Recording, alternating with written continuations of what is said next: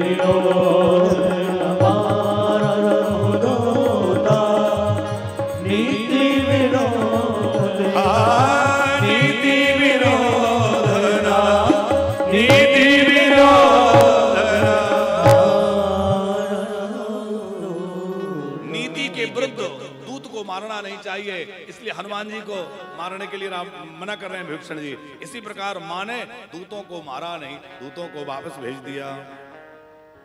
महिषासुर स्वयं जो है रणभूमि में आया, बड़ा सुंदर रूप माया से बनाकर आया और अनेक प्रकार के अस्त्र शस्त्र साथ में लेकर आया और देवी के सामने विवाह का प्रस्ताव रखा।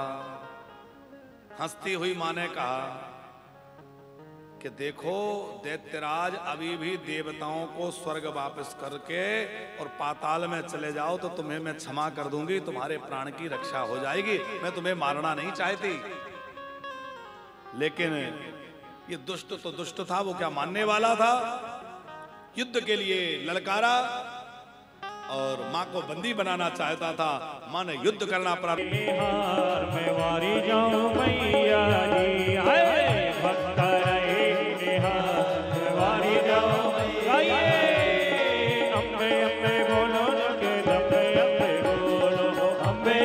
अम्बे अम्बे बोलो, अम्बे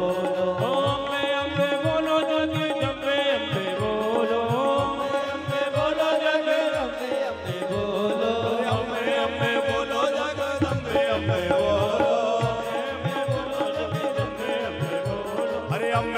बोलो जगदम्बे अम्बे बोलो, अम्बे अम्बे बोलो जगदम्बे अम्बे बोलो, अम्बे अम्बे बोलो जगदम्बे अम्बे बोलो, अम्बे अम्बे बोलो जगदम्बे अम्बे बोलो, अम्बे अम्बे बोलो जगदम्बे अम्बे बोलो, अम्बे अम्बे बोलो जगदम्बे। अरे प्रेम से बोलो जय माता की, सौम्य बोलो जय माता की, शेरा वाली जय माता की, जोता वाली जय माता की, जय माता दी, जय माता दी, जय माता दी, जय माता दी, जय माता दी, जय माता दी, जय माता दी, जय माता दी, जय माता दी, ओ जय माता दी, जय माता दी, ओ जय माता दी, जय माता दी, जय माता दी, जय माता दी, ओ जय माता दी, जय माता दी, ओ जय माता दी, जय माता दी, ओ जय माता दी।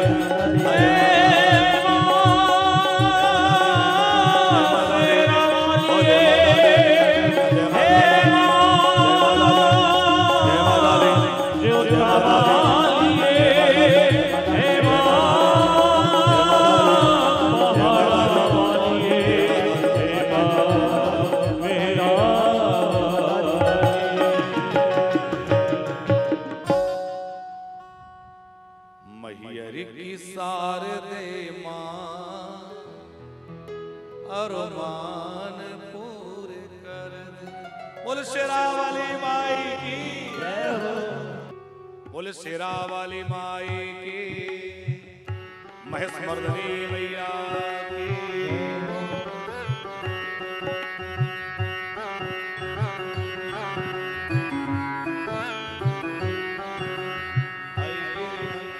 ऐ गिरिनंदन नंदित नंदन,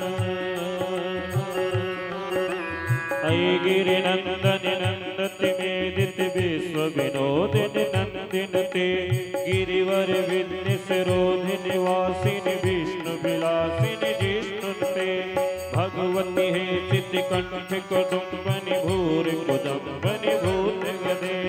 जय जय हे महिषासुर मर्दनि रंगन कल्पनि शैलसुते, रंग कपर्दनि शैलसुते, रंग कपर्दनि शैलसुते। ओ ऐ जगवंदने, ऐ जगदम्ब कदम्ब बन प्रिय वासिनि वासिनि वासरते, वासिनि वासिनि वासरते, वासिनि वासिनि वासरते।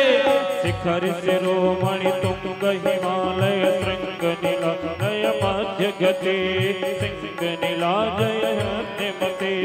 मधु मधुरे मधुरे मधुरे मधु कैटव व्यंजन रासरते, कैटव व्यंजन रासरते। जय जय हे महिषासुर मर्दनि रंग कपर्दनि शैलसुते, जय जय हे महिषासुर मर्दनि रंग कपर्दनि शैलसुते, रंग कपर्दनि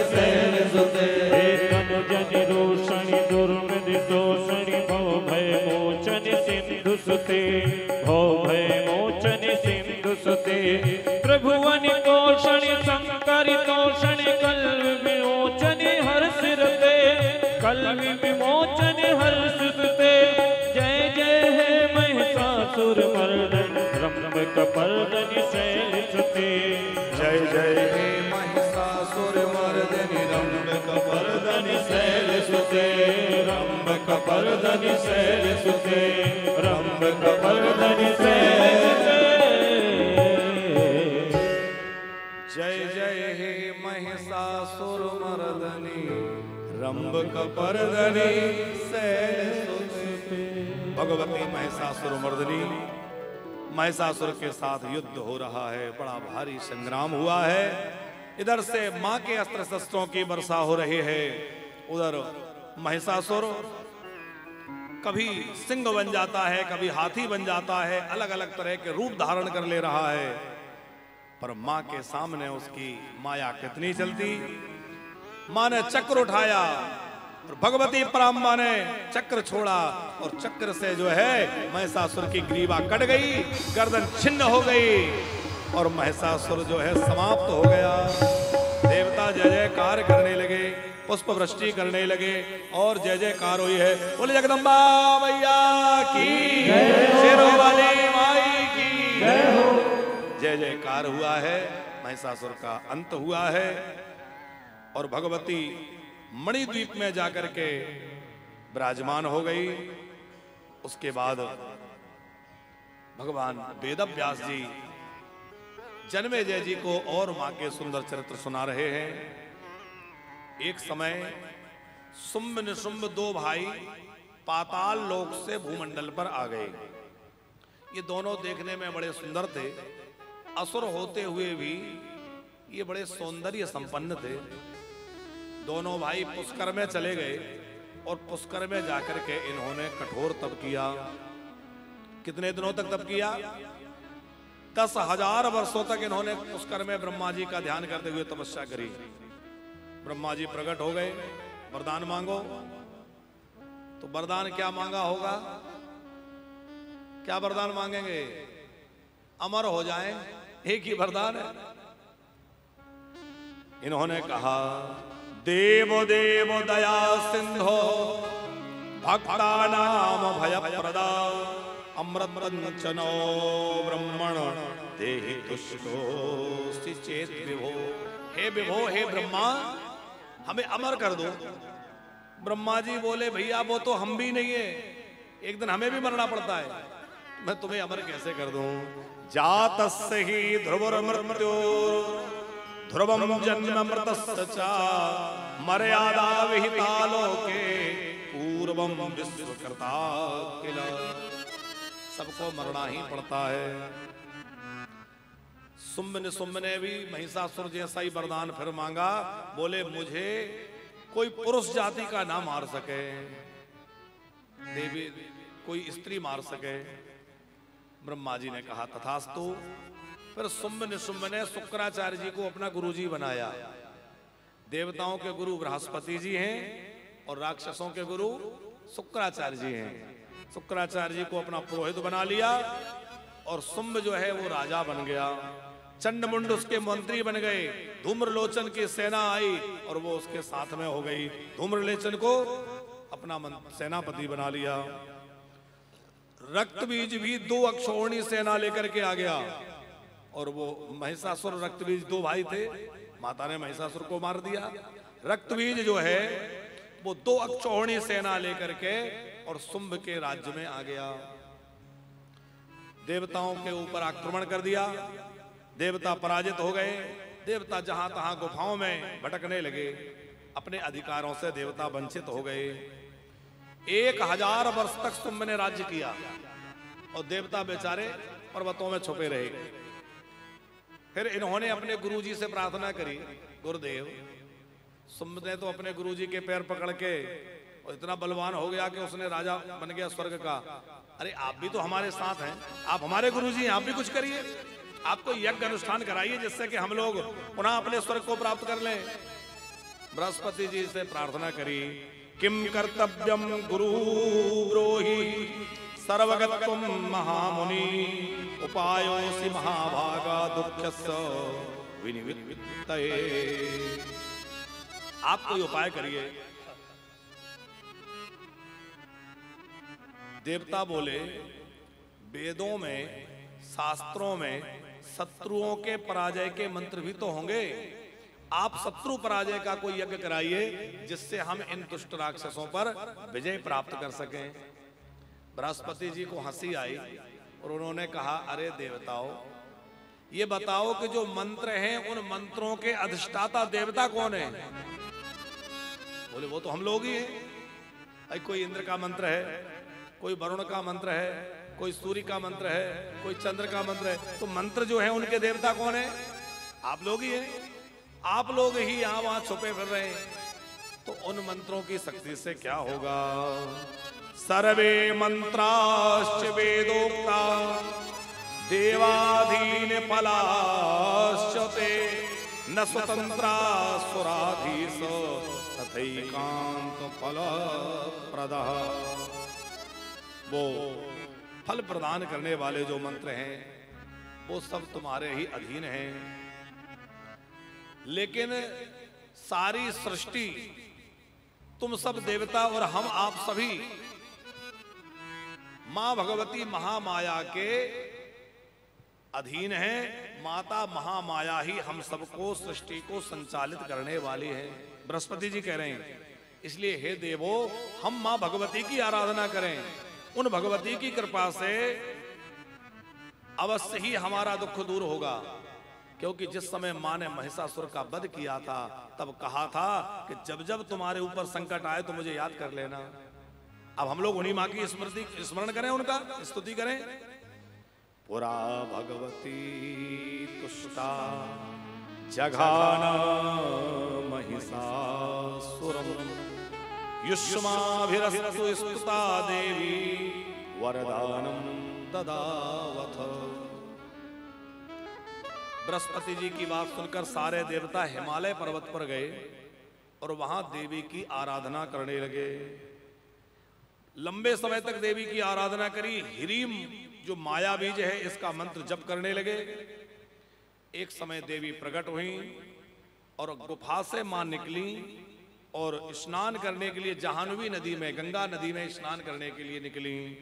जाह्नव्याम स्नातु कामा सा निर्गता गिरिगहस्वरा दिव्य रूप धरा देवी विश्व मोहन मोहनी। विश्व को मोहित करने वाला मां का अद्भुत सौंदर्य संपन्न रूप है। मां भगवती गुफा से बाहर आई और स्नान के लिए गंगा जी की ओर बढ़ी। देवताओं ने चरणों में प्रणाम किया, मां हमारी रक्षा करिए, शुंभ आदि दैत्यों से हमें बचाइए। देवी ने कहा, तुम चिंता मत करो, तुम्हारे कार्य की सिद्धि के लिए मैं सदा तत्पर रहती हूं। देवी ने अपने स्वरूप से ही एक दूसरा रूप प्रकट किया। तो जो दूसरा रूप प्रकट हुआ उनका नाम हुआ कौशिकी। देवी के शरीर से जब कौशिकी निकल गई तो भगवती का स्वरूप काला पड़ गया, तो वहां मां का नाम काली पड़ गया। वही मां आगे चलकर काल रात्रि कहलाई। काली शब्द का मतलब एक तो यह है कि काला, जो काले रंग की है वो काली है, पर काली शब्द का एक और अर्थ, कलयति भक्ष्यति प्रलय काले सर्वम इति काली। प्रलय के काल में जो सबको अपना भोजन बना करके, सबको ग्रसित करके अपने उदर में स्थापित करती है, वो काली है। कलयति भक्ष्यति प्रलय काले सर्वम इति काली। सबको अपना आहार बना के उदर में धारण कर ले, सारे ब्रह्मांडों को जो अपने उदर में रख सके, वो काली है।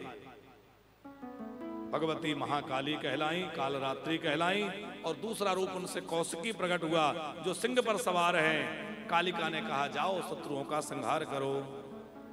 वो दुर्गा रूप कहलाई, कौशिकी कहलाई। दुर्गा, एक दुर्गम दैत्य को मारने से भी दुर्गा नाम हुआ है। दुर्गा शब्द का अर्थ क्या है? जैसे काली शब्द का अर्थ हमने समझा, ऐसे दुर्गा शब्द का अर्थ है दुर्गेन अष्टांग योग कर्मोपासना रूपेण क्लेशेन गम्यते प्रकाश्यते यासा दुर्गा। जो अष्टांग योग कर्म उपासना रूप दुसाध्य साधन से प्राप्त होने वाली है, भक्तों की समस्त दुर्गति का नाश करने वाली है, समस्त दुर्ग्रहों को, हमारे दुराचरणों को, हमारे दुराचार को जो नष्ट करने वाली है और हमारे दुर्गति को मिटाने वाली है, वह भगवती दुर्गा है। दुखेन अष्टांग योग कर्मोपासना रूपेण क्लेशेन गम्यते प्राप्यते यासा दुर्गा, वह दुर्गा है। भगवती जगदम्बा सिंह पर सवार होकर और कालिका को साथ में लेकर के शुंभ के नगर में गई, और शुंभ के नगर के बाहर ही एक सुंदर बगीचा था। उस बगीचे में खड़ी होकर के मां बड़े मधुर कंठ से गीत गाने लगी। और मैया जब गीत गा रही थी तो चंडमुंड ने देखा। चंडमुंड ने उनका शब्द सुना तो वो तो पागल से हो गए, उनकी स्वरूप को देखकर मुग्ध हो गए। उन्होंने ऐसा सौंदर्य कहीं देखा सुना नहीं था।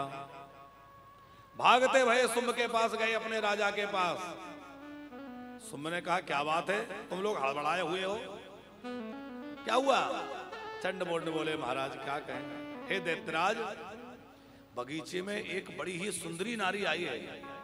वो अद्भुत देवी है, वो सिंह पर बैठी है, इतनी बलवान है, और उसके रूप का तो क्या कहना।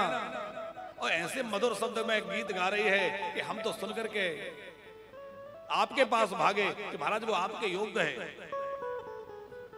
सौंदर्य का वर्णन सुन करके और शुंभ उनको प्राप्त करने की चाह रखने लगा। दैत्यों ने कहा, वह स्त्री रत्न सर्वथा आपके योग्य है, आप उसको प्राप्त करिए। चंडमुंड की बात सुन करके शुंभ ने दूत भेजे और दूतों से कहा, जाओ और जाकर के उस देवी से कहो कि वो हमारा विवाह प्रस्ताव स्वीकार करे। दूत आए, देवी के सामने प्रस्ताव रखा। मां ने हंसते हुए क्या कहा, जो युद्ध में मुझे जीत लेगा मैं उसी से विवाह करूंगी।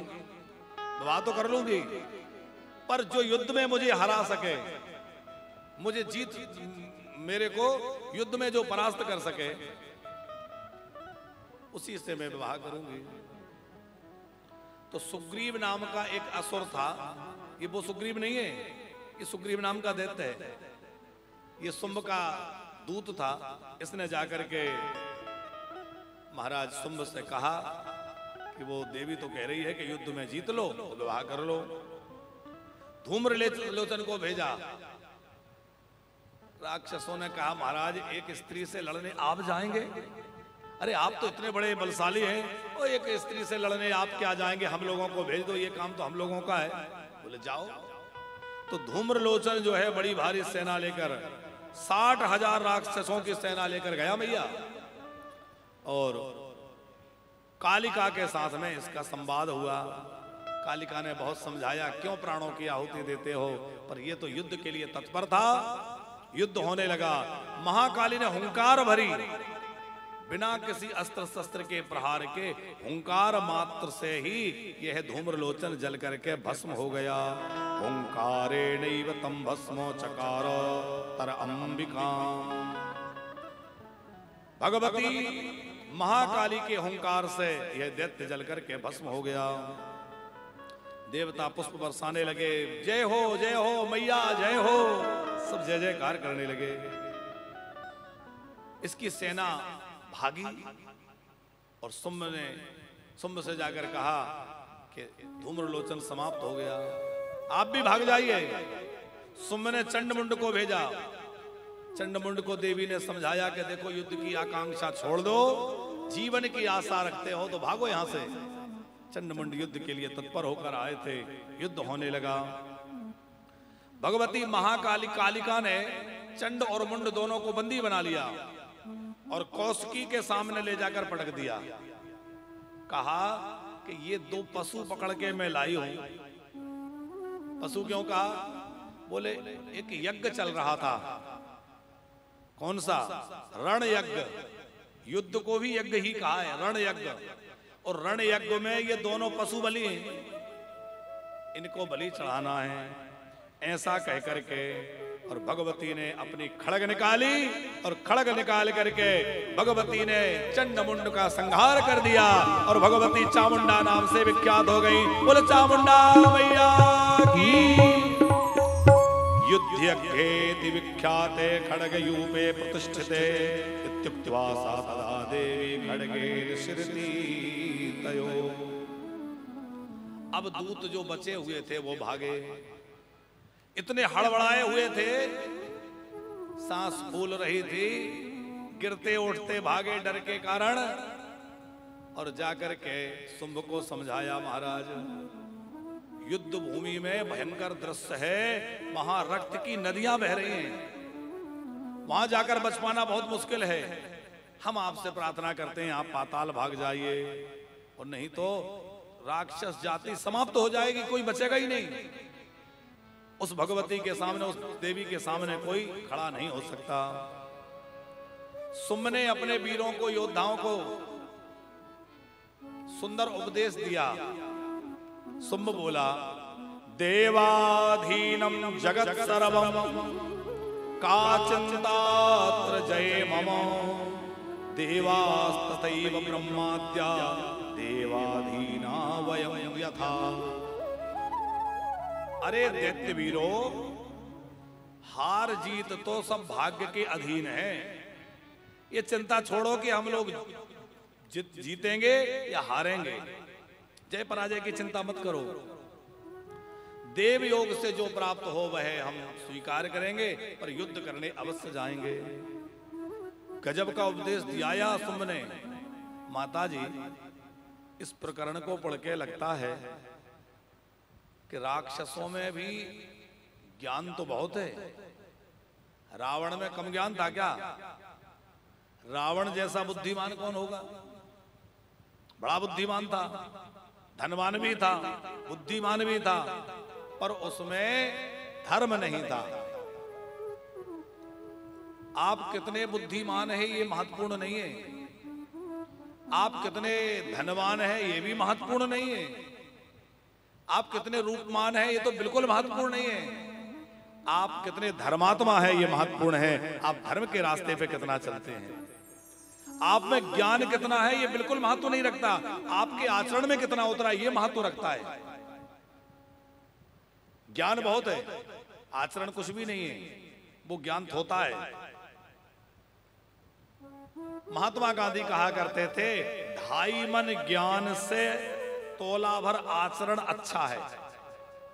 2.5 मन ज्ञान का वजन लाद के चल रहे हैं, आचरण में कुछ भी नहीं।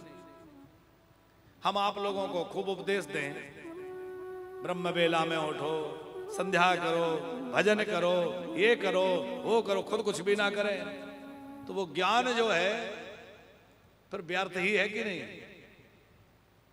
पर उपदेश कुशल बहु तेरे, केवल दूसरों को उपदेश देने के लिए हुआ। रावण में भी ज्ञान की कमी नहीं थी, बहुत विद्वान था। संसार में 4 तरह के लोग हैं। एक वो हैं जिनमें ज्ञान भी है और आचरण भी है, वो है हमारे आचार्यगण, जैसे श्री रामानंदाचार्य जी हुए, रामानुजाचार्य जी हुए, वल्लभाचार्य जी हुए। तो ये जो आचार्यगण हुए हैं इनमें ज्ञान भी था और आचरण भी था। एक वो है जिनमें ज्ञान तो है पर आचरण नहीं है, वो रावण जैसे लोग हैं, उनकी कोई विशेष महिमा नहीं। एक वो है जिनमें ज्ञान नहीं है पर आचरण है, बहुत ज्यादा जानकारी नहीं है, बहुत पढ़े लिखे विद्वान नहीं है, पर उनका आचरण बड़ा पवित्र है, वो सज्जन लोग हैं। एक वो है जिनमें ज्ञान है और ना जिनमें आचरण है, वो तो बेचारे दया के पात्र हैं, उनका तो क्या कहना, ना उनमें ज्ञान है ना आचरण है, वो तो पशु की तरह बस जी रहे हैं। ज्ञान आ जाए ये बहुत अच्छा है, पर उससे भी आवश्यक है कि हमारे अंदर आचरण आ जाए, क्योंकि हमारे यहाँ आचरण की पूजा होती है। जिसका आचरण अच्छा होता है उसके चरण की पूजा होती है। शुंभ ने यहाँ बहुत लंबा उपदेश अपने राक्षसों को दिया, तुम लोग डरो मत, ये हार जीत लगी रहती है, मर भी जाएंगे तो पीठ दिखा के नहीं मरेंगे, हम लोग सन्मुख युद्ध करेंगे। और अपने दैत्यों में बल भर के, जोश भर के और सेना लेकर के पहले रक्तबीज को भेजा। रक्तबीज की विशाल सेना गई और रक्तबीज को आता देख करके मां कौशिकी ने शंख बजाया। तमागतम समालोक्य देवी में शंखम वादयत। और देवी ने जब शंख बजाया, इतना भयंकर शब्द हुआ उस शंख का कि तमाम सेना तो शंख की ध्वनि सुन करके भाग गई, कुछ मारी गई। हृदय विदीर्ण हो गया उस शंख की ध्वनि से, हृदय कांप गया। अब राक्षसों को जीवन की आशा नहीं रही, अब तो लगता है हम बचेंगे नहीं। रक्तबीज ने लौटकर कहा, भागते कहां हो? मैं हूं सामने, मैं साथ चल रहा हूं, आओ। क्योंकि रक्तबीज को तो अपने वरदान पर पूरा भरोसा था। रक्तबीज को क्या वरदान है? जहां जहां रक्त की बूंदें गिरेंगी उतने नए रक्तबीज पैदा हो जाएंगे। अंबिका के साथ में रक्तबीज का युद्ध प्रारंभ हुआ। बाणों की वर्षा होने लगी और बाणों से वह घायल हुआ। असुर सेना मारी जाने लगी। ब्रह्मादि देवता जो है जय जयकार करने लगे, जय हो जय हो जय हो। और माता युद्ध कर रही है तो देवताओं ने अपनी अपनी शक्तियों को वहां प्रकट किया। ब्रह्मादीनांच देवानां सक्कश्च चंडिकाव्ययो। वैष्णवी, रौद्री, ऐन्द्री आदि आदि सब देवताओं की शक्तियां प्रकट हो गई। जिन देवताओं का जैसा रूप है और जैसा वाहन है, वैसे ही स्वरूप और वाहन वाली उनकी शक्ति हुई। जैसे वैष्णवी गरुड़ पर बैठकर आई, हाथ में चक्र लेकर। रौद्री वृषभ पर बैठकर हाथ में त्रिशूल लेकर आई। ऐन्द्री ऐरावत पर बैठकर के हाथ में जो है वज्र लेकर आई। इस प्रकार जैसे देवताओं का स्वरूप है वैसी उनकी शक्तियां प्रकट हो गईं। तस्य देवस्य यद्रूपम यदा भूषण वाहनम यथा भूषण वाहनम। भगवती ने शंकर जी को दूत बनाकर भेजा। समझाओ इसको अभी भी, ये राक्षस मान जाए। शिव जी को दूत बनाने से मां का नाम यहां हो गया शिवदूती। शिवदूती कहलाई। उसके बाद वैष्णवी ने चक्र उठाया और वैष्णवी ने चक्र चलाया, जिससे रक्तबीज के अंग कटने लगे। अब रक्तबीज के अंग कटे तो रक्त की बूंदें गिरी और जहां जहां भूमि पर रक्त की बूंदें गिरी उतने उतने रक्तबीज पैदा हो गए, असंख्य रक्तबीज हो गए। अब एक को मारना मुश्किल था, यहां तो जितने बूंदें गिरे उतने रक्तबीज, कितना मारेंगे? अंबिका ने महाकाली से कहा कि तुम इस रक्तबीज के रक्त का पान कर जाओ, क्योंकि जितना रक्त गिरेगा रक्तबीज होते ही चले जाएंगे। इसलिए इस रक्तबीज के रक्त का पान करो और मैं इसका मस्तक धड़ से अलग कर देती हूं। महाकाली ने बड़ा भयंकर रूप बनाया, इतना विकराल लगता था कज्जल का पर्वत हो। कज्जल के पर्वत के समान मां का अद्भुत स्वरूप, जिनकी काली काली जटाएं बिखरी हुई हैं, लगता है काली घटाएं हैं। उनके नेत्र गोलक दूर से चमक रहे हैं। उनकी जिह्वा बाहर निकली हुई है, लबलबा रही है। हाथ में खप्पर लिए हुए हैं। भगवती के उस दिव्य स्वरूप को देख करके राक्षसों की सेना भयभीत हो गई। राक्षसों का हृदय कांपने लग गया, पृथ्वी कंपायमान हो गई। भगवती महाकाली ने जब अपना रूप बनाया तो देवता जय जयकार करने लगे। बोल महाकाली मैया की, महाकाली मैया की। कालिका की जय जयकार होने लगी। और उधर अंबिका ने अस्त्र उठाया और रक्तबीज जो है उसको संहार करने का निश्चय किया। रक्तबीजे हते रौद्रे ये चाण्डे दान वारणे पलायनम ततः कृत्वा गतास्ते वैकंपिता। असुरों में भगदड़ मच गई। काली का रूप देखकर असुरों में भगदड़ मच गई, असुर भागने लगे। भगवती ने रक्तबीज का संहार करते हुए उसको समाप्त कर दिया और महाकाली उसका सारा रक्त खप्पर में लेकर के पान कर गई। देवताओं ने पुष्प वर्षा करके जय जयकार करी। बोल महाकाली मैया की, अंबिका मैया की जय। अब तो शुंभ का छोटा भाई निशुंभ युद्ध के लिए आया। मां से बड़ा भारी युद्ध हुआ, मां ने निशुंभ को भी समाप्त कर दिया। अब जो राजा था शुंभ, वो युद्ध के लिए आया। महाकाली के साथ में शुंभ का युद्ध हुआ, और जैसे कोई गरुड़ सर्प के बच्चे से खेलता है ना, आपने कभी सर्प और नेवले की लड़ाई देखी है? नेवला सर्प को खिलाता है और कभी इधर पटकेगा, कभी उधर पटकेगा, कभी कुछ करेगा, और छोटा सा नेवला जब इतना सर्प की हालत खराब कर दे तो गरुड़ जी क्या करते होंगे? पर गरुड़ जी उसको खेल खिलाते हैं। ऐसे ही महाकाली शुंभ को युद्ध के मैदान में खेल खिला रही है, और खेल खिलाते खिलाते भगवती महाकाली ने अपना खड़ग उठाया और शुंभ के ऊपर प्रहार किया, और एक ही बार में समाप्त कर दिया।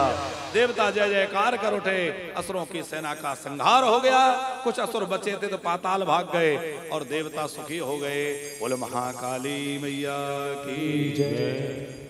ये जो मां काली के, कौशिकी के, अंबिका के दिव्य चरित्र हैं, चामुंडा आदि के, इनको जो पढ़ता है, सुनता है, उसको क्या फल मिलता है?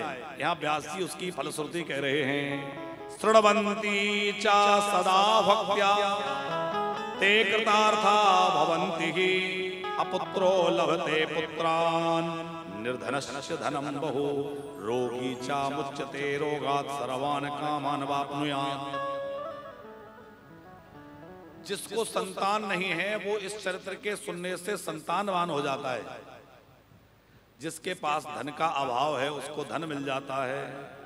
रोगी रोग मुक्त हो जाता है। शत्रु के भय से जो दुखी है वो शत्रु के भय से मुक्त हो जाता है। जिस कामना से कथा को सुनता है, ये चरित्रों को माँ उनकी वो कृपा से वो इच्छा पूर्ण करती है। और हम लोग जो घरों में चंडी पाठ कराते हैं, उनमें कौन से चरित्र हैं? आप लोग दुर्गा सप्तशती का पाठ घर में करते हैं अथवा ब्राह्मण से कराते हैं, आचार्य लोग करते हैं, तो उनमें यही चरित्र हैं जो मार्कंडेय पुराण अंतर्गत देवी महात्म है। उसके अंतर्गत कैसे माँ ने रक्त बीज को मारा, कैसे माँ ने चंडमुंड को मारा, कैसे माँ ने शुंभ निशुंभ को मारा, धूम्रलोचन को मारा। तो ये सब दैत्यों को समाप्त करने की जो माँ की लीला है, यही सब चरित्र दुर्गा सप्तशती में है। और उन चरित्रों का संग्रह मार्कंडेय पुराण से करके और दुर्गा सप्तशती को पृथक किया, उन्हीं में से चरित्र लेकर के, और उनके पाठ का विधान है इन नवरात्र में विशेष रूप से। क्यों? बोले अपुत्रो लभते पुत्रान् निर्धनस्य धनम बहु। जिसकी जैसी कामना होगी वो पूरी होगी। इसलिए घरों में चंडी पाठ अवश्य करवाना चाहिए। आप स्वयं भी दुर्गा सप्तशती पढ़ें और अनुष्ठान की विधि से किसी योग्य आचार्य के द्वारा जो स्पष्ट स्वर में शुद्ध दुर्गा सप्तशती के श्लोकों का पाठ करते हुए मां के चरित्र को गा सके, तो इस तरह अनुष्ठान अवश्य कराना चाहिए। यदि दोनों नवरात्र में ना हो सके तो वर्ष में एक नवरात्र में तो दुर्गा सप्तशती के पाठ का आयोजन घर में करना ही चाहिए। आज घरों में तरह तरह के उपद्रव लोगों के हो रहे हैं। तमाम लोग कहते हैं हमारे घर में ये समस्या है, हमारे घर में ये समस्या है, होती है। पर यदि आप वर्ष में एक बार घट स्थापन करके अखंड ज्योत जलाकर मां के दिव्य चरित्रों का पाठ करने का नियम बना लें, मां की कृपा से पूरा वर्ष आपका अच्छा रहेगा और पूरे वर्ष मैया आपके ऊपर कृपा करेंगी। आपका घर सुख समृद्धि और शांति से भरा रहेगा। अब हम लोग करना कुछ नहीं चाहते। माता जी, लोग उपाय भी पूछते हैं ना, तो उपाय भी ऐसे चाहते हैं कि हमें कुछ करना ना पड़े। लोग उपाय तो पूछते हैं पर चाहते हैं कि हमें कुछ करना ना पड़े। ना कोई पूजा, ना जाप, ना हवन, ना पूजन। हम लोगों ने हवन कराना प्रारंभ किया। अभी हवन के द्वारा कोई ऐसी समस्या नहीं है जिसका निदान ना हो जाए। यज्ञ जो है साक्षात नारायण स्वरूप है। अलग अलग मंत्र हैं, अलग अलग विधि है, उस विधि से यज्ञ कराया जाए तो बड़े से बड़ी समस्या मिट जाए। पर लोगों की इसमें रुचि नहीं है। लोग चाहते हैं नींबू घुमा के फेंके, हमारा काम हो जाए। कोई जादू की लकड़ी घुमा दे, हमारा काम हो जाए। और जहां चमत्कार दिखता है वहां पर लोग लाखों की संख्या में भीड़ लगा लेते हैं। हम कहते हैं भैया आप भगवान का भजन करिए, माँ की भक्ति करिए, आश्रय लीजिए, भगवती की कृपा से आपके सारे मनोकामना पूरी हो जाएंगी। भक्ति और मुक्ति दोनों देने वाली है माँ, बड़ी जल्दी कृपा करती है माँ। ये चरित्र सुनाया है। आगे श्रीमद् देवी भागवत में राजा सुरथ और समाधि वैश्य का वृतांत है। राजा सुरथ भी अपने राज्य से निष्कासित होकर के वन में आ गए और एक समाधि नामक वैश्य वो भी अपने परिवार से उपेक्षित होकर परिवार वालों ने घर से निकाल दिया। दोनों वन में भटक रहे थे, दोनों मिल गए, एक दूसरे को अपनी अपनी समस्या सुना रहे थे। भैया क्या करें, हम तो बड़े दुखी हैं। राजा सुरथ बहुत रो रहे थे। समाधि वैश्य ने समझाया, अरे तुम रो रहे हो, हमारी भी यही दशा है, हमें अपने परिवार वालों ने निकाल दिया। तो दोनों घूमते घूमते एक ऋषि के आश्रम पर पहुंच गए। मेधा नाम के ऋषि का आश्रम था। मेधा ऋषि ने दोनों को देवी का महात्म सुनाया और देवी चरित्र सुनाया, तो दोनों के हृदय में विश्राम मिला। बाद में दोनों अपने इस स्थान को पुनः प्राप्त कर सके। बोले अंबिके मातो की। माँ के ऐसे दिव्य और अद्भुत चरित्र हैं। हम लोग माँ के चरणों में प्रणाम करते हुए आगे बड़ी सुंदर और कथाएं सुनेंगे। बोले शेरों वाली मैया की, माँ भगवती की बड़ी अद्भुत महिमा है। इन माँ के चरित्रों को सुनते हुए कि पर्वत पर रहने वाली, पर्वत पर रहने वाली, हो मेरा कर दो बेड़ा पार। पर्वत पर रहने वाली, मेरा कर दो बेड़ा पार, पर्वत पर रहने वाली, हो मेरा कर दो बेड़ा पार। पर्वत पर रहने वाली, मेरा कर दो बेड़ा पार, पर्वत पर रहने वाली।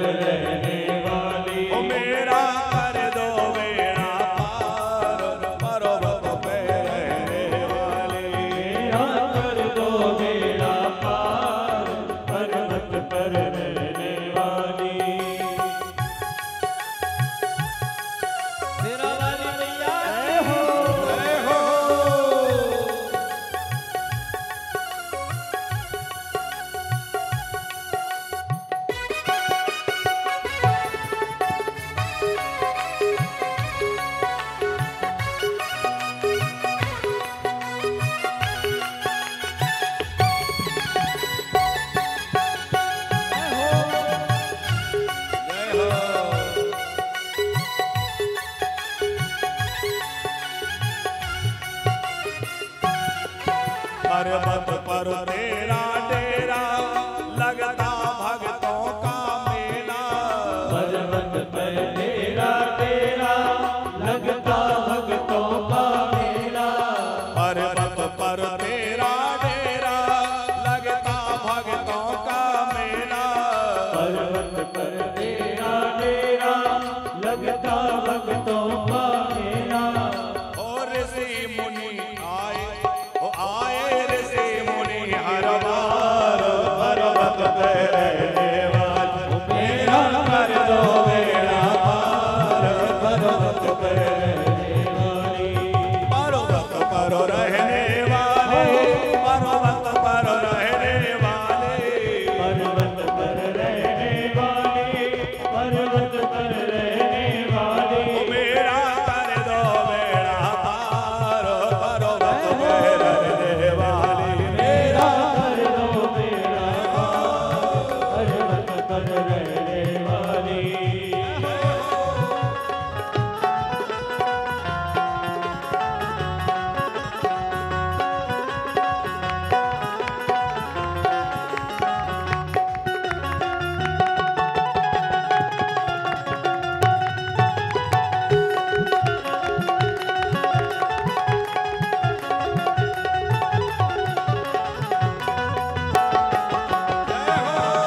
जय हो।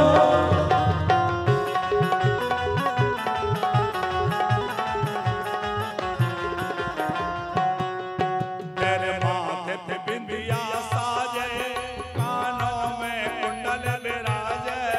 तेरे माथे पे बिंदिया साजे, कानों में कुंडल विराजे। तेरे माथे पे बिंदिया साजे, कानों में कुंडल विराजे। तेरे माथे पे बिंदिया साजे, कानों में कुंडल विराजे। सारी दुनिया की आधार पर्वत पे रहने वाली। मेरा कर दो बेड़ा पार, पर्वत पर रहने वाली।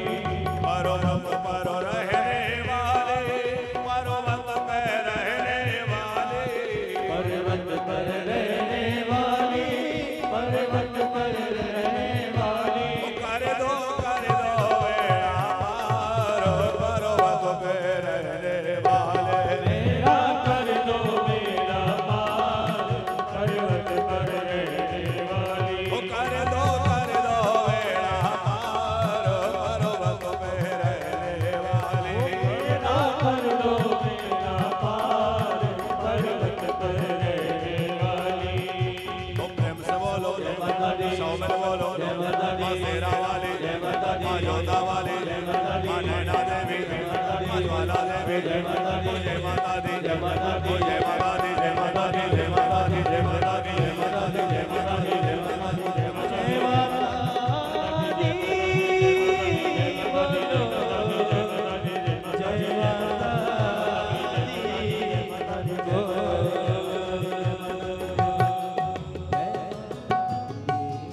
बोल शेरा वाली माई की जय।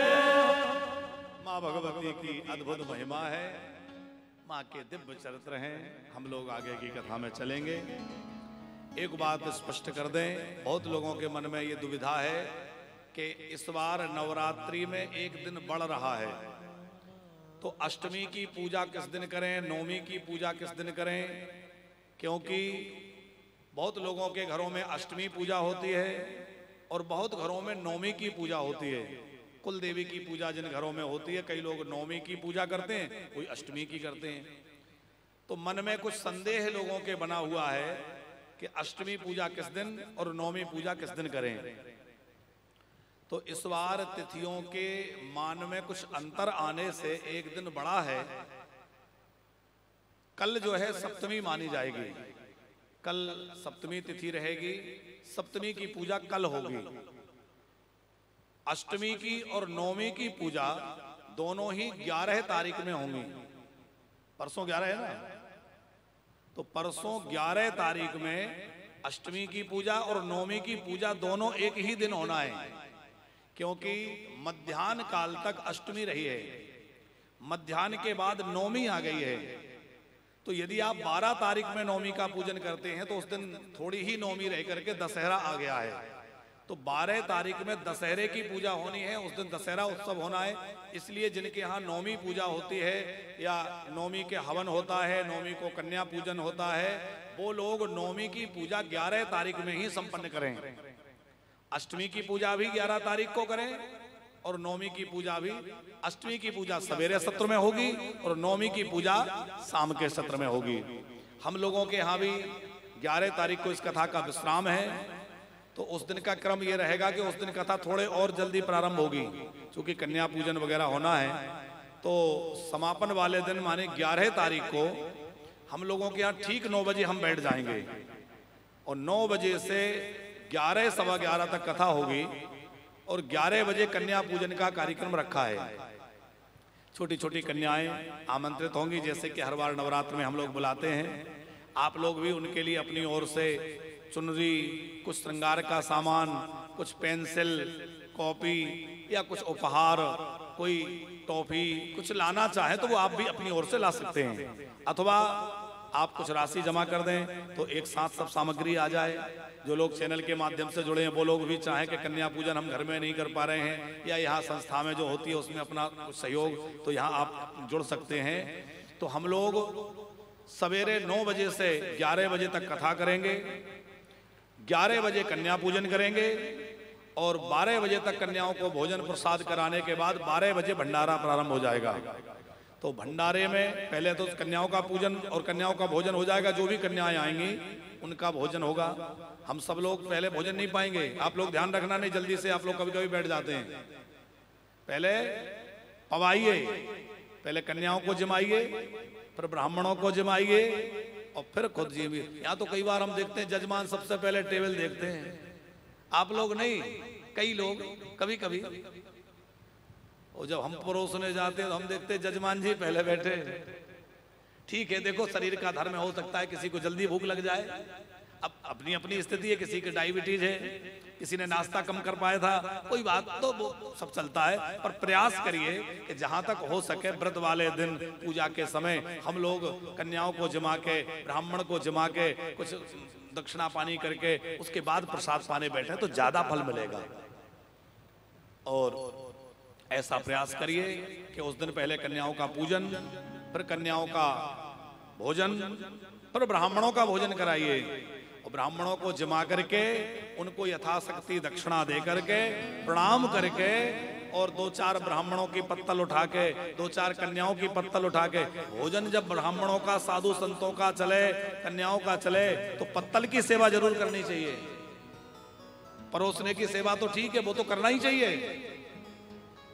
ध्यान रखना, आश्रमों में, तीर्थों में, धामों में जाकर के सेवा लेने की भावना मत रखो, सेवा करने की भावना रखो।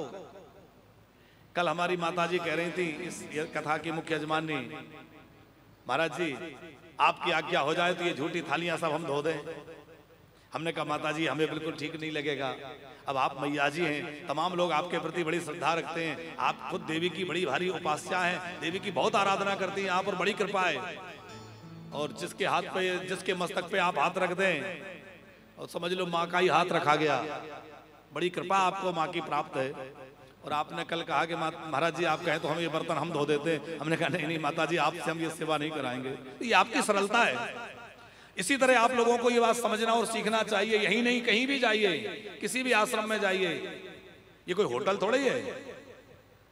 अब लोग कई बार आश्रमों में भी होटल वाला कॉन्सेप्ट रखते हैं। हमारे कमरे में पानी लेके आएंगे, हमें चाय लेके आएंगे। ऐसा नहीं हुआ, ये नहीं करना आश्रम में जाके।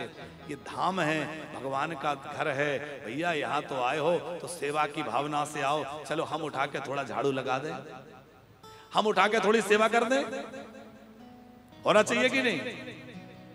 संतों की, ब्राह्मणों की झूठी पत्तल 2-4 हम भी उठा दें। और ध्यान रखना, जब दक्षिणा बंटती है तो जो दक्षिणा लेने के पात्र हैं उन्हीं को लेना चाहिए, हर किसी को नहीं लेना चाहिए। ये हम अपने यहाँ के लिए नहीं, सब जगह के लिए कह रहे हैं। कई बार लोग भावुकता में आकर के, पैसे के लालच में नहीं, भावुकता में आकर के ये सोचते हैं चलो महाराज जी दे रहे हैं, प्रसाद है, चलो ले लो। प्रसाद नहीं है, विसाद है। दक्षिणा भी उसी को लेना चाहिए जिसका अधिकार है। अधिकार नहीं है पंगत में बैठे, अब देखो ब्राह्मणों को दक्षिणा दे रहे हैं, आप भी लाइन में बैठे तो फिर देने वाले का तो फर्ज है कि सबको कहेगा, नहीं तो पंक्ति भेद हो जाएगा। पर आपका धर्म ये नहीं है कि हाँ हाँ, कई लोग सोचते हैं प्रसाद लाओ, नहीं, हाथ जोड़ के क्षमा मांग लो। हम देखो बैठ तो गए, हम नहीं ले सकते, हम तो देने आए, हम लेने थोड़ी आए। क्योंकि 10 रुपए 20 रुपए आप ले लेंगे, उससे क्या होगा? आपका धर्म खराब होगा, आपका लोक परलोक बिगड़ेगा। इसलिए कई बार हम टोक भी देते हैं, आप क्यों ले रहे हैं?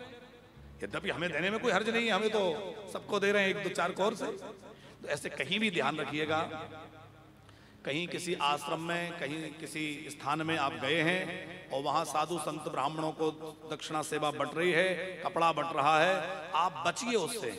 भगवान ने हमें समर्थ बनाया है, हम क्यों लें? हम नहीं लेंगे। हमने कल ये भी कहा था कि जहां तहां भंडारा हो रहा हो, कहीं आप परिक्रमा दे रहे हैं, रास्ते में भंडारा हो रहा है, लस्सी बट रही, कुछ बट रहा है, प्रणाम करके और प्रयास करिए कि उससे बचें। जहां तहां हर कुछ नहीं, क्योंकि वो किस भाव से बांट रहा है। किसी के घर में कोई मुसीबत थी, परेशानी थी, किसी ने कह दिया जाओ वहां जाके भंडारा बांट आना, अब वो वहां रास्ते में बांट रहा है, आप लाइन में लग के ले लिए, वो समस्या हमारे पास आने लग गई। तो बचिए। धाम में, तीर्थ में जाओ तो बड़ी सावधानी रखिए, क्योंकि और जगह जो कुछ अपराध बन जाएंगे वो धाम में उनका मार्जन हो जाएगा, पर तीर्थ में जाकर, धाम में जाकर कुछ त्रुटि हुई तो वो बहुत बड़ा भयंकर हो जाएगी, उससे छूटना बहुत मुश्किल हो जाएगा। तो नवमी में आप लोग कन्या पूजन करिए, और उस दिन माता जी हम लोग ऐसा विधान बनाए हैं कि सवेरे कथा जल्दी करें, फिर कन्या पूजन, कन्या भोज कराएं, कन्या भोजन के बाद ब्राह्मण भोज करें। जो भक्त लोग रहेंगे, जो प्रसाद भंडारा करना चाहे करें, और जो व्रत रहेंगे वो फलाहार करें। उस दिन फलाहार की व्यवस्था भी करा देंगे। तो जो व्रती लोग रहें, क्योंकि हवन होना है तो हवन तो भूखे पेट करेंगे लोग, अन्न नहीं खाएंगे, दूध फल फलाहार कुछ ले लीजिए। और फिर जो है हम लोग 2 बजे से हवन में बैठ जाएंगे, मतलब 1:30 बजे तक हवन में पहुंच जाना है। 2 बजे प्रारंभ हो जाए तो 5 बजे तक, 6 बजे तक जैसे आचार्य जी की जो व्यवस्था रहेगी, पूरा दुर्गा सप्तशती से पूरे 700 श्लोकों के साथ नवारण मंत्र के संपुटित करके और पूरी दुर्गा सप्तशती से हवन होगा। तो उसमें तीनों का हवन एक साथ हो जाएगा, क्योंकि गायत्री अनुष्ठान चल रहा है, वो भी देवी का अनुष्ठान है, देवी भागवत चल रही है, वो भी माँ का अनुष्ठान है, और दुर्गा पाठ चल रहा है, वो भी माँ का अनुष्ठान है। तो गायत्री मंत्र की माला से भी हवन होगा, नवारण मंत्र से होगा, और चंडी पाठ का होगा। तो हम सब लोग मिलजुल करके बढ़िया सुंदर यज्ञशाला में यज्ञ करेंगे और खूब यज्ञ का आनंद लेंगे। आप सब लोग यज्ञ के लिए तैयार रहिए। जो भी यज्ञ में बैठना चाहें, वो ऐसा नहीं कि खसक के बैठ गए, पहले से अपना नाम या तो यहाँ आचार्य जी को लिखवाइए या काउंटर पे लिखवाइए, अपना नाम नोट कराइए। फिर आप हो सके तो बिना अन्न खाए कुछ फल, कुछ दूध आदि लेकर बैठिए, और नियम से आरंभ से ही संकल्प पूर्वक यज्ञ में बैठना है, समापन तक बैठना है। फिर बाकी जो भक्तजन बैठे होते हैं उनसे 5 आहुति 11 आहुति अंतिम में छुड़वा दी जाती है, वो तो एक अलग विषय है। पर ऐसा नहीं कि बीच में कोई भी खसक गया, वो सही नहीं होता। हवन में संकल्प पूर्वक हवन होता है। स्टार्टिंग में जब आचार्य जी आचमन वगैरह कराते हैं और उसके बाद अग्नि का ध्यान पूजन कराते हैं, संकल्प कराते हैं, तो वो संकल्प पूरे हवन के लिए होता है। तो जितने लोग हवन में बैठना चाहें वो पहले से अपने नाम लिखवा दें, अपना स्थान सुनिश्चित कर लें। उस अनुपात में हवन सामग्री की व्यवस्था, उस अनुपात में यज्ञ कुंडों की व्यवस्था। यदि ज्यादा भक्त होते हैं तो 5 कुंड पीछे यज्ञशाला में बने हैं, वहाँ 5 कुंडों में यज्ञ हो जाए, या जैसी व्यवस्था और जितने लोग रहेंगे उस अनुपात में व्यवस्था जुटाई जाएगी। जो लोग अपने घरों में हवन यज्ञ नहीं कर पा रहे हैं, मान लीजिए नवरात्रि है, किसी कारण से घर में हवन कर पाना मुश्किल हो रहा है, तो आप संकल्प पूर्वक यहाँ धाम में भी अपने नाम से, गोत्र से संकल्प करके और यहाँ हवन से जुड़ सकते हैं। वैसे तो अपने घर में करिए, बहुत अच्छा तो यही है कि घर में करें। हम तो हर पूजा के लिए कहते हैं, श्राद्ध की बात रही हो, चाहे तर्पण की रही हो, चाहे ब्राह्मण भोज की, पहली बात तो यह है प्राथमिकता कि आप अपने घर में करिए। मान लो कोई ऐसी परिस्थिति बन रही है कि घर में करना मुश्किल हो रहा है, तो आप धाम में आइए, वहां से संकल्प करिए, और संकल्प करके आपके नाम गोत्र से यहाँ ब्राह्मण लोग, आचार्य बंधु करेंगे, आनंद से आपका हवन हो जाएगा, तो आपको फल पूरा मिलेगा। तो आप नवमी के इस पावन उत्सव में सम्मिलित होंगे। कार्तिक मास की सूचना आप लोगों को प्राप्त है ही। कार्तिक में हम लोग व्रत 84 कोस यात्रा करेंगे और जीवन में एक बार तो अवश्य ही 84 कोस करना चाहिए। वैसे तो भगवान कृपा करें और सामर्थ्य हो तो प्रतिवर्ष करिए। भगवान ने शरीर दिया है, स्वास्थ्य दिया है, व्यवस्था दी है, कोशिश करिए, हर वर्ष करिए। और काम तो हम हमेशा करते हैं, उनसे कभी मन नहीं भरता। और वृंदावन से क्यों दूरी बनाना, खूब ब्रज परिक्रमा करिए। और 12 नवंबर को हमारे यहाँ तुलसी शालिग्राम विवाह का उत्सव होगा। बहुत बढ़िया संयोग बन रहा है कि जिस दिन 84 कोस यात्रा का विश्राम, उसी दिन तुलसी शालिग्राम विवाह। तो यात्रा का विश्राम होगा, सभी यात्री लोग शाम को यहाँ रहेंगे। सुंदर बारात सजेगी, भगवान शालिग्राम जी की बारात सज धज करके और बैंड बाजा के साथ रथ में बैठकर भगवान पधारेंगे। द्वाराचार और मंडप सजा होगा और उसमें तुलसी महारानी बैठ करके पूजा होगी। तुलसी जी का कन्यादान आप कर सकते हैं या बर पक्ष से सम्मिलित हो सकते हैं। एकादशी का उद्यापन भी उसी समय होगा। तो एकादशी उद्यापन, तुलसी शालिग्राम विवाह और 84 कोस यात्रा, ये सब संपन्न होगा। साथ में भागवत की कथा तो आपको ब्याज रूप में मिलेगी। सवेरे सवेरे सत्संग होगा, कथा होगी, दिन में यात्रा का आनंद लेंगे। तो आप उस 84 कोस, भैया एक 84 कोस की प्लेट भी बना लिया करें, बनवा लें, तो उसको भी बीच बीच में लोगों को पता चल जाए कि तारीख क्या है और लोगों को याद रहे। बनवा देना याद से। हाँ, ये बनवाएगा, बनवा लो। ये भैया बहुत मेहनत करते हैं। आप देख रहे हैं हमारे जो प्रोडक्शन टीम है वो खूब मेहनत करती है और बढ़िया बढ़िया शॉट दिखाते हैं। तो इनका बड़ा परिश्रम होता है। कौन व्यक्ति किस भाव में है उसके वो भाव को संजो के दिखाना। हाँ, तो आप लोग 84 कोस यात्रा से जुड़ेंगे और उसके बाद लगातार यहाँ कोई ना कोई उत्सव महोत्सव होते ही हैं। तो आप यदि चाहते हैं कि हमारा जीवन भी उत्सवमय बन जाए, तो उत्सवमय जीवन बनाने के लिए तो वानप्रस्थ आपकी प्रतीक्षा में है। आप वानप्रस्थ का कक्ष लेके अपने जीवन को उत्साह, उत्सव और आनंद से भर सकते हैं। उत्सवमय जीवन बन जाए, आनंदमय बन जाए।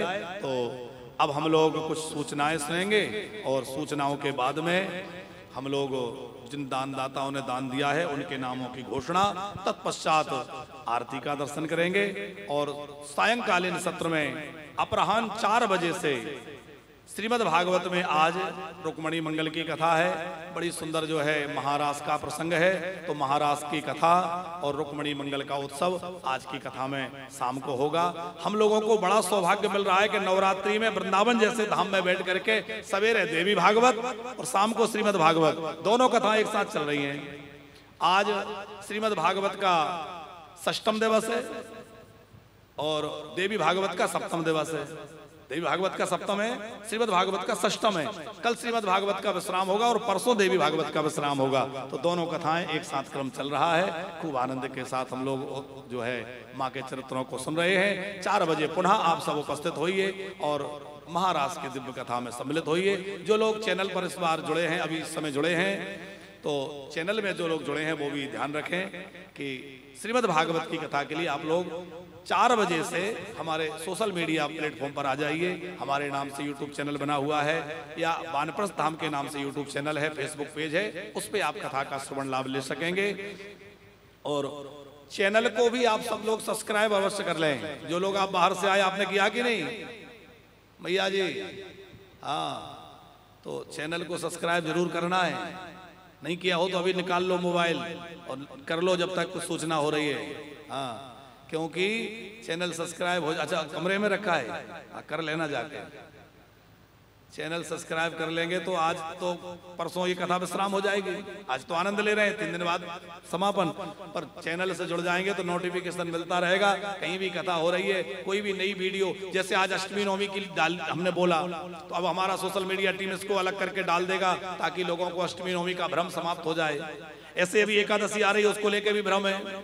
फिर शरद पूर्णिमा की चर्चा, फिर दिवाली की पूजा कैसे करें, आदि आदि वीडियो बनाकर सोशल मीडिया पे डाली जाती हैं। तो आप सोशल मीडिया से जुड़ते हैं और चैनल को सब्सक्राइब कर लेते हैं, बेल आइकन दबा लेते हैं, तो आपको वो नोटिफिकेशन मिलते रहेंगे कि भैया महाराज जी की नई वीडियो ये आई है कि धनतेरस इस दिन मनानी है, एकादशी व्रत इस दिन करना है, अमुक तिथि इस तरह से होनी है। तो वो सब निर्णय भी आपको प्राप्त हो जाए। तो हमारी सूचनाओं के साथ आरती की ओर चलेंगे। बोलिए जगदम्बे मातो की। श्रीमद् देवी भागवत कथा का सप्तम दिवस विश्राम की ओर है। पूज्य महाराज जी के श्रीमुख से कथा के दौरान हमने नीतिगत बातें, धर्म की बातें, हमें धाम में कैसे रहना चाहिए, क्या करना चाहिए, क्या नहीं करना चाहिए, ये समस्त हमारे जीवन के लिए उपयोगी बातों का श्रवणपान किया। और वास्तव में यही कथाओं के माध्यम से हम अपने जीवन को कृतार्थ और कल्याण की तरफ लेके जा सकते हैं। कथाओं का क्रम भी यहाँ पर अनवरत चल रहा है। इस कथा के विश्राम के पश्चात दीपावली के बाद में 6 नवंबर से 12 नवंबर, जिसमें ब्रज 84 कोस की यात्रा, और 12 नवंबर को तुलसी शालिग्राम विवाह, एकादशी का उद्यापन, समस्त सूचना वैसे पूज्य महाराज जी की तरफ से दी जा चुकी हैं। तो आप सभी इन यात्रा के माध्यम से और साथ में ही जो तमाम प्रकार की सेवाएं यहाँ पर चल रही हैं उनके माध्यम से हम अपने जीवन का उद्धार कर सकते हैं। एकादशी के उद्यापन हेतु 25,000 रुपये की सहयोग राशि के साथ में आप जुड़ सकते हैं। साथ में ही आगामी 15 नवंबर से 21 नवंबर को भी श्रीमद् भागवत कथा का आयोजन वानप्रस्थ धाम में ही है। उस कथा के अंदर आप अपने पितरों की आत्म कल्याण के लिए, आत्म शांति के लिए, गृह क्लेश के निवारण के लिए आप पोथी बिठवाना चाहें तो इस हेतु पर आप संपर्क कर सकते हैं। पोथी पाठ ऑनलाइन 15,000 रुपये की सहयोग राशि के साथ में, और पति पत्नी दोनों आकर दंपति के रूप में यहाँ पर आकर आप श्रवणपान करें और पोथी बिठवाएं तो उसकी सहयोग राशि मात्र 25,000 रुपये की है। देखिए, विगत कई वर्षों से पूज्य महाराज जी का संपूर्ण जीवन, जहाँ पर एक तरफ वानप्रस्थ धाम के निर्माण के पावन भाव के साथ में जुड़ा है, साथ में सेवा के कार्य भी अनवरत यहाँ पर चल रहे हैं, जिसमें मुख्य प्रकल्प जो रहा वो है वानप्रस्थ धाम में हमारे बुजुर्ग जनों के लिए और जो व्रत में वास करना चाहते हैं उनके लिए कक्षों का निर्माण, जहाँ पर संपूर्ण सुविधाओं के साथ में, पूरे उमंग उल्लास के साथ में हम अपने जीवन के परम लक्ष्य तक पहुँचें, ऐसा पावन भाव। और साथ में ही ब्राह्मण भोजन सेवा, गौ सेवा, बहुत प्रकार के अनुष्ठान, ये समस्त अनुष्ठान और सेवा के कार्य भी अनवरत चल रहे हैं। लेकिन इन सब में है आपका सहयोग, आपके पवित्र भाव। कहते हैं ना, 10 काम छोड़कर व्यक्ति को भोजन करना चाहिए, 100 काम छोड़कर स्नान करना चाहिए, 1000 काम छोड़कर दान पुण्य करना चाहिए, और 1,00,000 काम छोड़कर प्रभु का स्मरण करना चाहिए। वानप्रस्थ धाम में चारों ही व्यवस्थाएं, भोजन करें, स्नान करें, साथ में ही सेवा के प्रकल्पों में दान पुण्य भी करें।